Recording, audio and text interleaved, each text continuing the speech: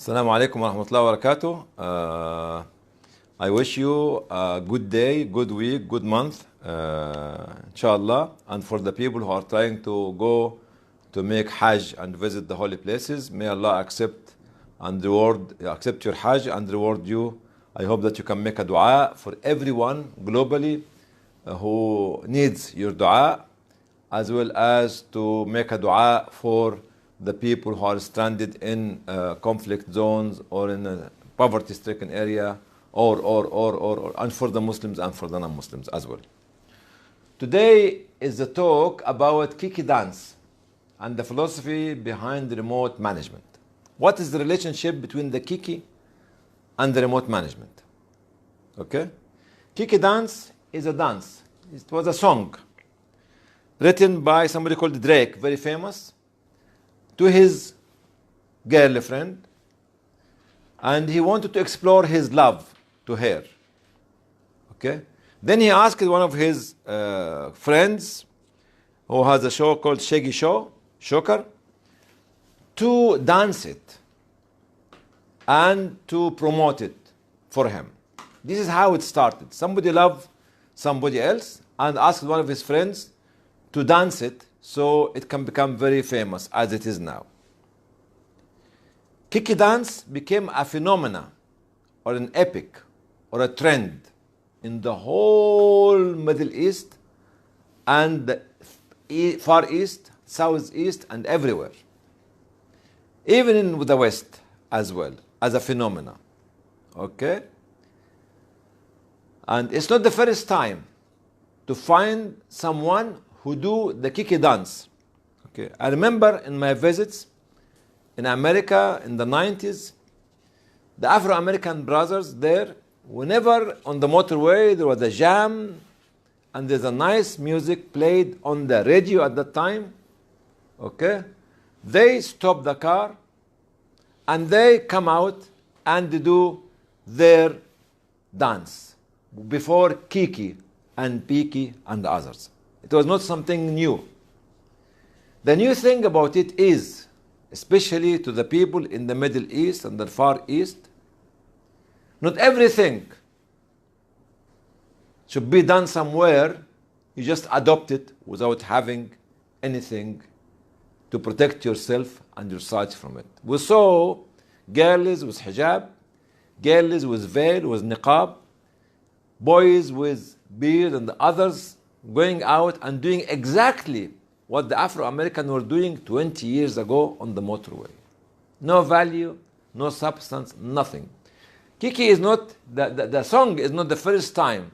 In the 50s, I recollect my memory from the 50s. If you remember the Twist Again as the music and the rock and roll, cha-cha-cha, hula hoop, Saturday Night Fever with what's his name? The top star, I can't remember his name now. Greece, John Travolta, who did Saturday Night Fever in the late 70s, and Greece as well. And today is KIKI. Every day there will be KIKI coming to us. Every day. Can I produce my KIKI song as well and let everybody else to listen to it? This is what we are failing to.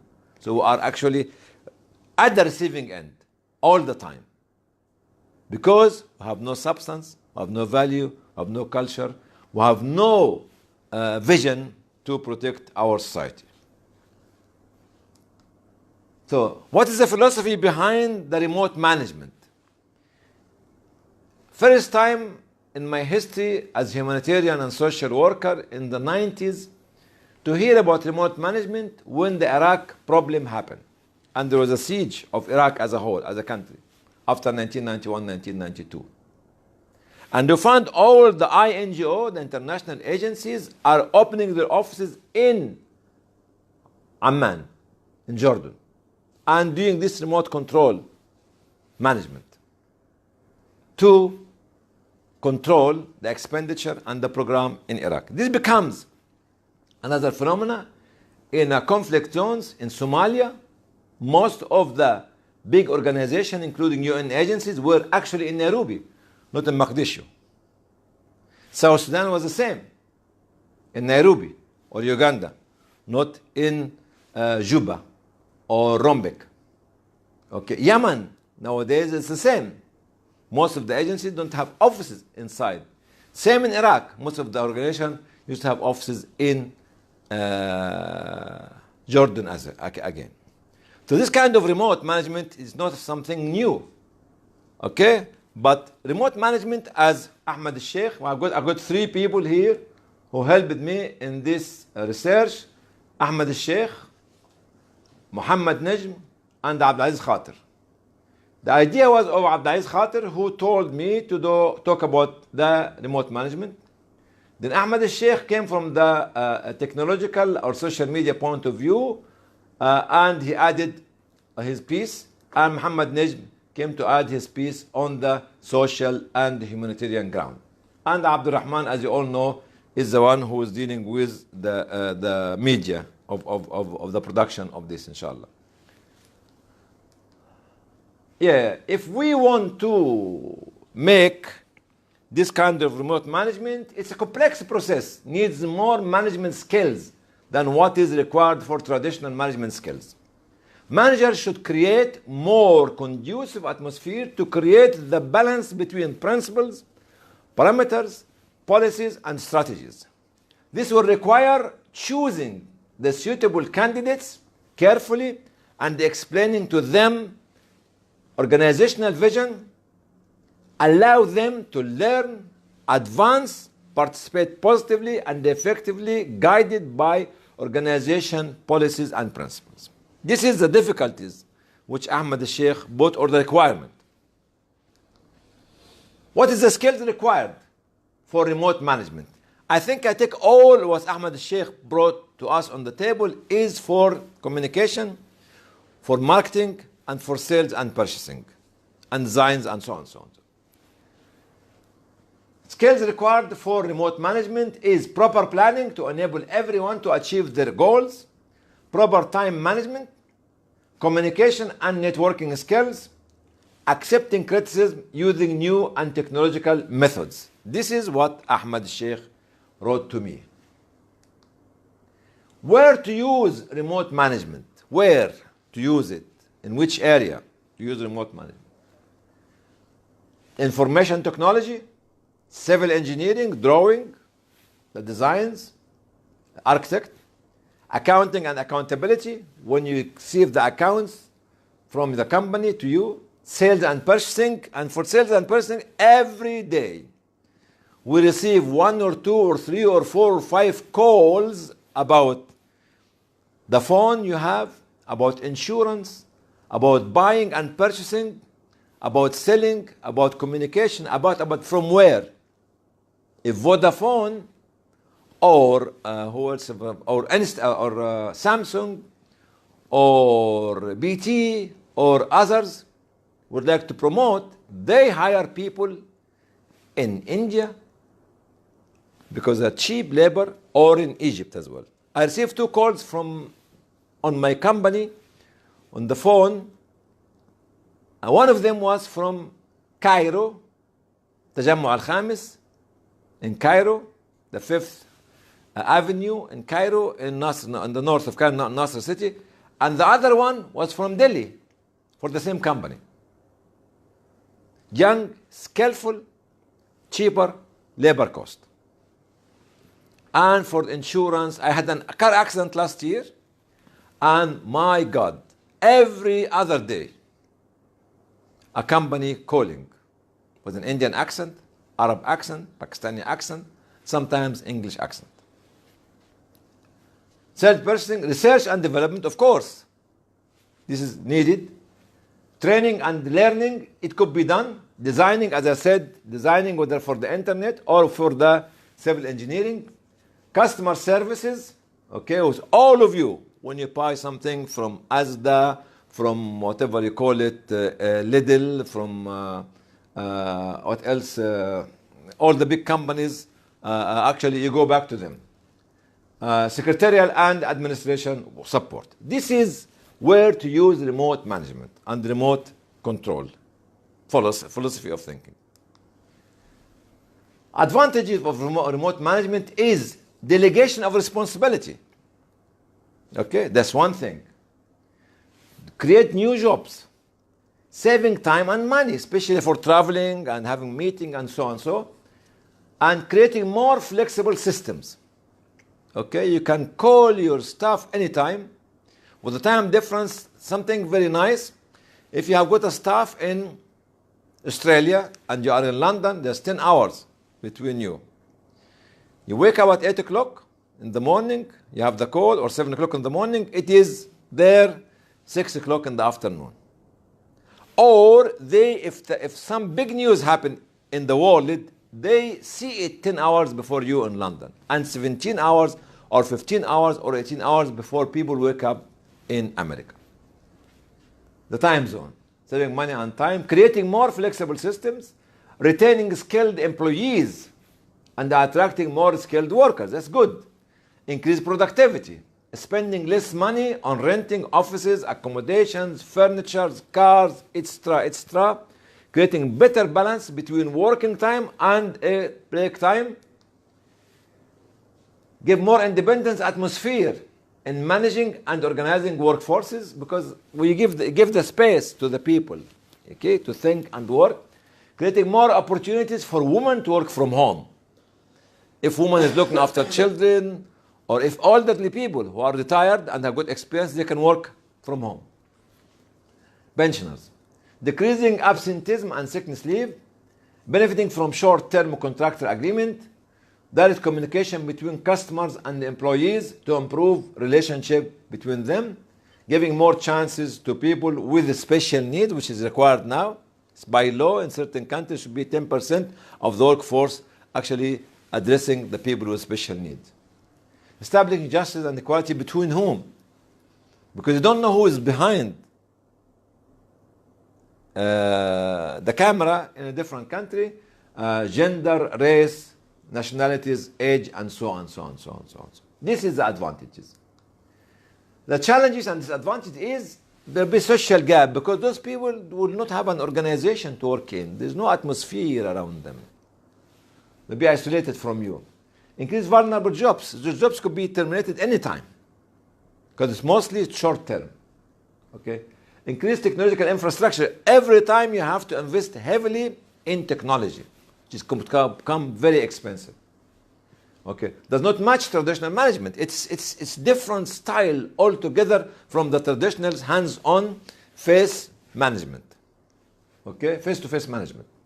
Decreasing or losing organizational loyalty. Yes, there's no organizational loyalty. Why? Because I am sitting in front of a box, of a screen. This is the only relationship between me and my organization. This is and my salary and the duty. So there's no loyalty. If anybody else will give me a better job, I'll just jump off the boat and go to join another organization. Increase training and development costs, because every now and then you have to keep training them. You have to keep training them, updating them, those people in different countries. Being isolated and depressed. You know why isolation? Because, as I said before, I'm sitting in front of a screen. This is all what I see, nothing else. And this is against the social norm. Less support to human resources development. Yeah, less support, even if I do some training. Mixing working and break time. Sometimes I can phone my employee in India or in Pakistan or in Bangladesh anytime during his break or her break time. Decreasing break time, as I said before. Losing skilled people. Some skilled employees will feel bored later on, so they will leave the organization, because this loyalty and the culture and the norms, the social norms of inside any organization, lack of or ineffective technological communication networks. Sometimes it's very difficult to communicate with different countries. Like certain countries in certain areas now, they are not allowing Skype, they are not allowing WhatsApp, they are not allowing what else? Skype, WhatsApp, every means of communication. This you cannot actually use with those people, communicate with those people. This is actually what Ahmad Sheikh written about the communication skills in this required area.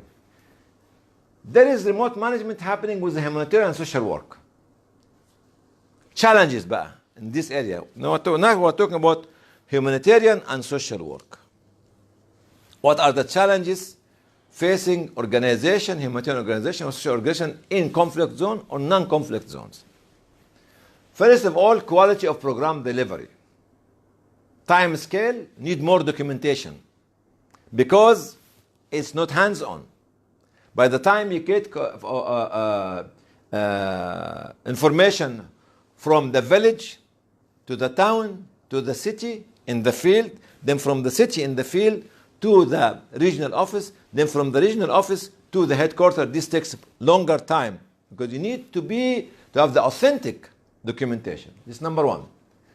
Capacity building becomes a challenge because all by network, which sometimes does not satisfy the employees.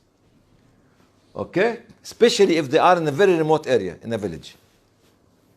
Financial effectiveness needs more financial resources dealing with decision-making tools, obtaining work permissions, licenses, more financial regulation, more human resources, more and more and more. Because now it's about counter-extremism, counter-terrorism, counter-radicalism, and about de-risking. And you have to understand how the penny and the dollar being spent in the most remote area to keep your organization functioning. Supply quality, supply whether actually commodities or cash. Who's going to buy it, to purchase it? Whether from the HQ of the operational field, offices. This will meet two challenges. First, delivery time could be very difficult because of the remoteness, because of the difficulties, because of the gatekeepers in this area, or the quality of supplier.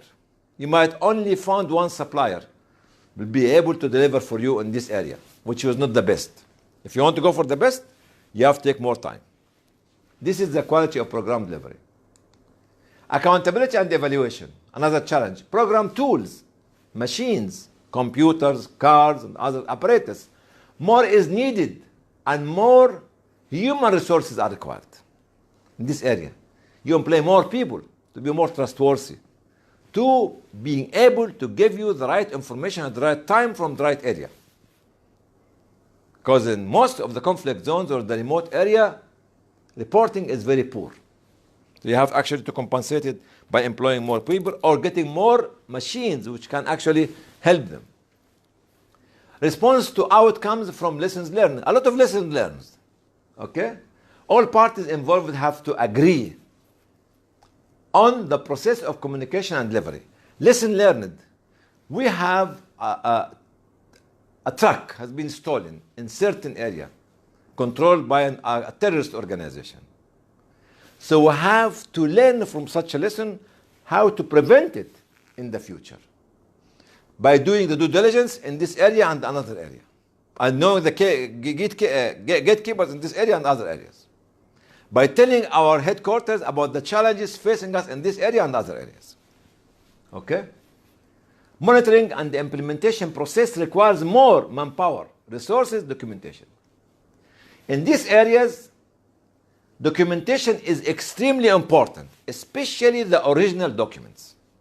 That means more traditional visits to each individual who is benefiting from your supply. Complaint process based on reporting, not expert observation.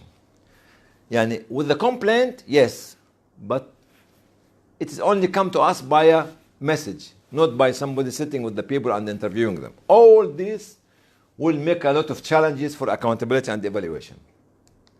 This, I think, in this, the people who prepared this one is Muhammad Najm, actually from Turkey, and Abdulaziz Khater. Both of them gave me this idea. So the first part of the talk was by Ahmed Sheikh. The second part about humanitarian and social is by Muhammad Najm and Abdulaziz Khater. I thank them for this. And I am saying it is their talk, not my talk. Third point of challenges for the humanitarian and social organization is transparency requirements that satisfy whom? The donors, not your organization. In this area, you have a Western donor, you have governments, you have international agencies, you have Eastern donor, you have individual donor, you have company, and each one of those donors have got requirements, and you need to satisfy all of them. Okay. In these challenges, types of documentation became difficult or impossible to obtain original documentation in certain areas. Even sometimes, some of the donors ask if you don't have the original document, just have a fingerprint, or just have a home address. Okay? Time scale for reporting would be extremely difficult. If you want it within a month, it may take 2 or 3 months. Require more time because of the long distances between their places of issuing, approval, and sending to donors. So as I said earlier, coming from a village in Somalia or Syria or Yemen to the town nearby, to the capital of Yemen, okay, where the operation is there, to the regional office in the organization, to the headquarters before it goes to the donor. And within the conflict, okay, or the difficult areas, okay, it takes more time to satisfy the donor. Time is good. Procedure regarding employment. If you employ somebody in a remote area, or if you purchase something, you find supplier from a remote area, this time procedure regarding employment and supplier selection needs more paperwork to guarantee transparency, because they are not hands-on there. You have to know that this supplier is not to any terrorist or radical organization. You need to go and look at the board of the company.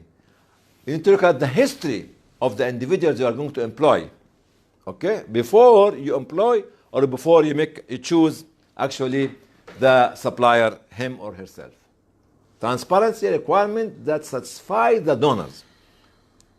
Number D, participatory approach. What do you mean by participatory approach? Participatory approach is bottom-up approach. When you involve the local leaders of the community that you are serving and helping. If you are in a camp, I remember this in 2006 when we visited a camp in Asada in Yemen, and we actually Islamic Relief was managing this camp. More than 25,000 people were there, Harad, and we managed to get in this camp the people inside the camp to manage the distribution and to manage the camp with the help of the organization and UN. These are when we talk about participatory approach.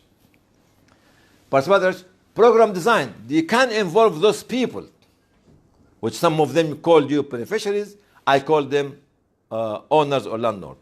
To involve them in program design, to know how to choose them. How to choose them on the basis of their knowledge, history, okay, education, and respect by the people in the camp or the displaced people. This is the participatory approach. This participatory approach creates flexibility of program change.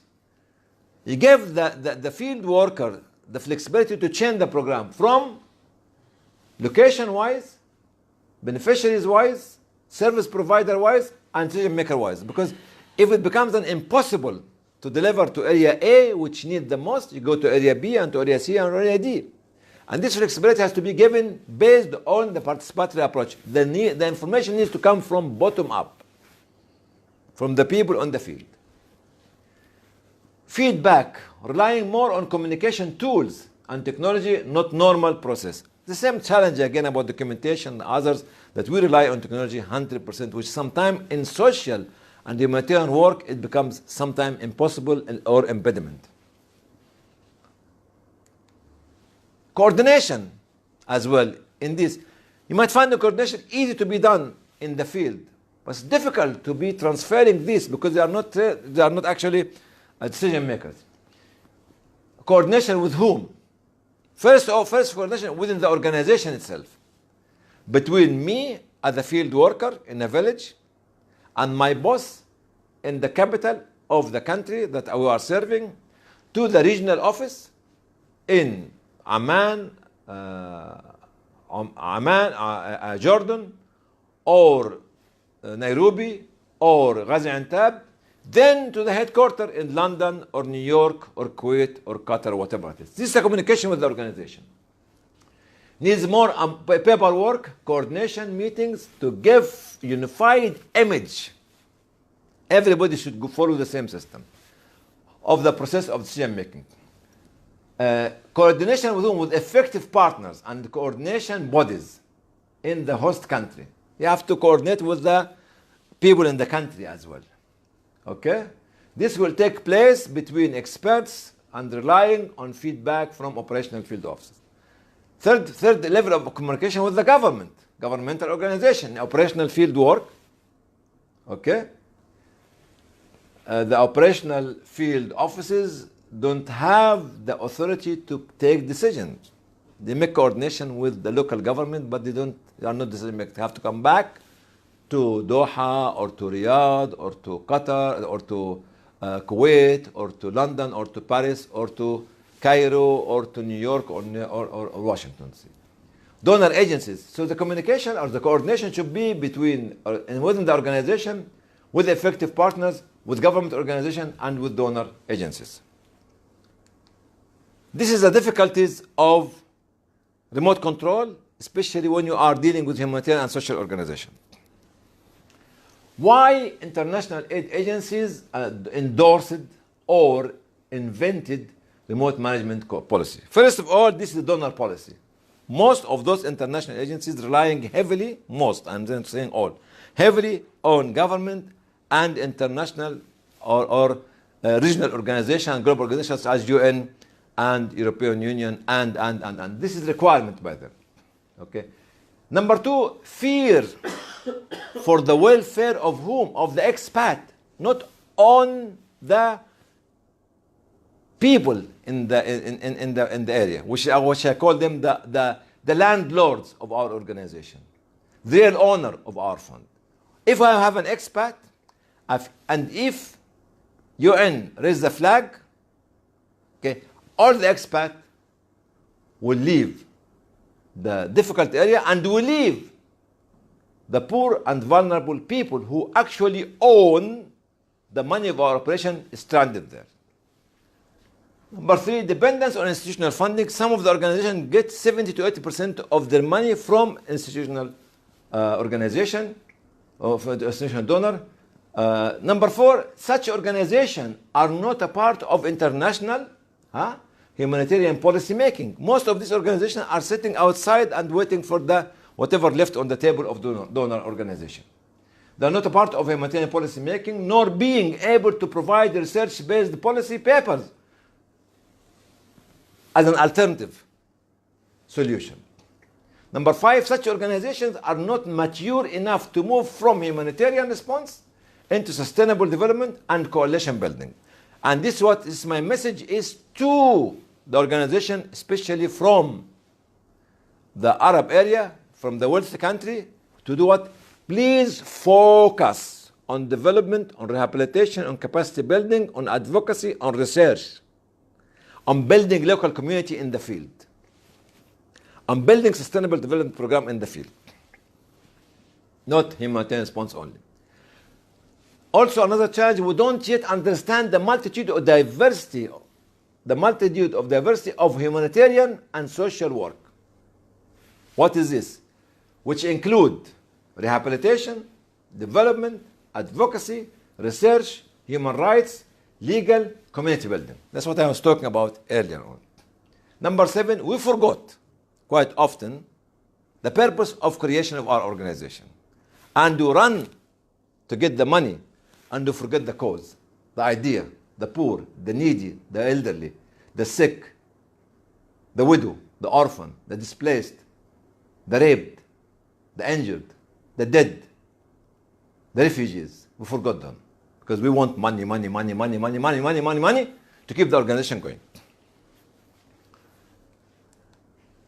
What is the relationship between KIKI dance and remote management? This is it.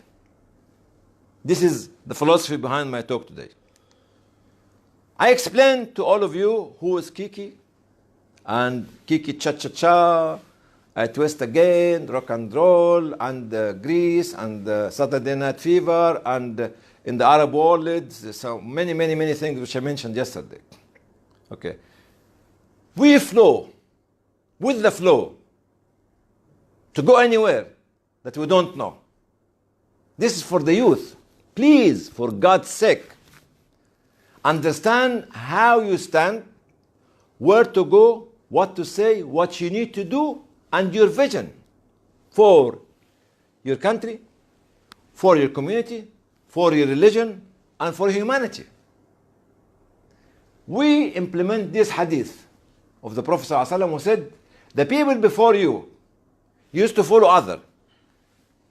يعني شبر I can't remember hand fist by hand fist, like this, شبرا بشبر, then ذراعا بذراع, and arm length by arm length. Even if they go to a hole, to a tunnel of a lizard, they follow blindly. Those individuals will be weightless, shapeless, tasteless, and they will have no character, neither for themselves, nor for their family, not for the society, not for humanity, not for their country. This is what the Prophet ﷺ mentioned 1400 years ago plus. شبرا بشبر وذراعا بذراع حتى إذا دخلوا جحر دب, they go into this small hole of a lizard in the middle of the desert. We follow them blindly. Create your character, shape your value, stand up for your morality, and save humanity. This is the first hadith. Why? There's another dynamic hadith also by the Prophet ﷺ. He said, once upon a time, one day, all nations will rush to eat you as the hungry men are rushing, are hurrying up to eat from this big dish. Can you see it? Everybody's running. And they are trying to eat from this big dish. And he said to them, they asked the Prophet ﷺ, is it because we are few? Prophet Muhammad ﷺ said, no, you'll be plenty. You are now 1.7 billion. At the time, the Muslims were maybe a few thousands or tens of thousands. But, as he said, sallallahu alayhi wasallam, you'll be like this creamy, frothy layer who go with the wave. And the wave takes them, the wave of the sea takes them wherever it goes. They go with the flow. Don't go with the flow. A leader like each and one of you, youth, should create the flow and should let the flow to follow them. You will be like this frothy layer. And the wave will take it wherever it goes. That's what's happening when we listen to the KIKI song. We listen to cha-cha-cha or rock and roll or whatever you call it in Arabic in this area. And the end of the second part of the hadith is وَلَيَنْزَعَنَّ اللَّهُ الْمَهَابَةَ مِنْ قُلُوبِ أَعْدَائِكُمْ. And Allah will take the fear out of the hearts of your enemy. And وَلَيَقْذِفَنَّ اللَّهُ الْوَهْنَ فِي قُلُوبِكُمْ. And will throw in your heart something called wahan. The Arabs at that time, the companions of the Prophet ﷺ, did not know what the Prophet ﷺ mean of the word wahan. He said, what is this word called wahan? Prophet Muhammad ﷺ said, حُبُّ الدُّنْيَا, the love of dunya, and the fear of death. This is exactly what we see today. Exactly. Live your moment, live your time, live your second, live chalab. Chalab, chalab, chalab. No. My message to the youth to conclude is please, please, please don't be a bubble flying or being taken by the wave. Wherever the wave take it, be the people who can create the wave and can build community and can change humanity and can save humanity. Thank you very much for listening to me today. I'll see you inshallah next week. Wassalamu alaikum wa rahmatullahi wa barakatuh.